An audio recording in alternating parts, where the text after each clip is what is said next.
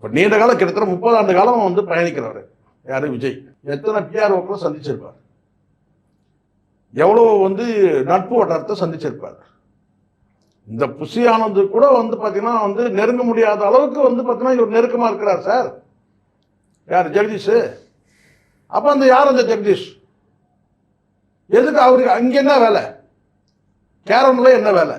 இங்கே வெளியில் இவ்வளோ பெரிய கலையபுரங்கள் நடக்குது, கேரவனுக்குள்ள என்ன பண்ணிட்டு இருந்தாரு? பல கேள்விகள் இருக்கு சார். ஏன் ஒரு கட்டத்தில் வந்து பார்த்தீங்கன்னா வந்து விஜயோட மகனே வந்து ஜெகதீஷ் சட்டையை பிடிச்சி எங்கள் குடும்பத்தையே நாசமாக்கிட்டீரான்னு சொல்லிட்டு வந்து கூக்குரல் இருக்காரு. ஜேசன் விஜய். விஜய் ஆமாம், ஜேசன் சஞ்சய் எங்கள் குடும்பத்தையே நாசமாக்கிட்டீரேன்னு சொல்லிட்டு வந்து சட்டையை பிடிச்சி வந்து கேள்வி கேட்டிருக்கிறாரு. யார ஜெகதீஷ் சார். அதை தொடர்ச்சி தான் வந்து விஜய் வந்து அவரை வீட்டை விட்டு வெளியேற்றணும் ஜேசன் சஞ்சய்.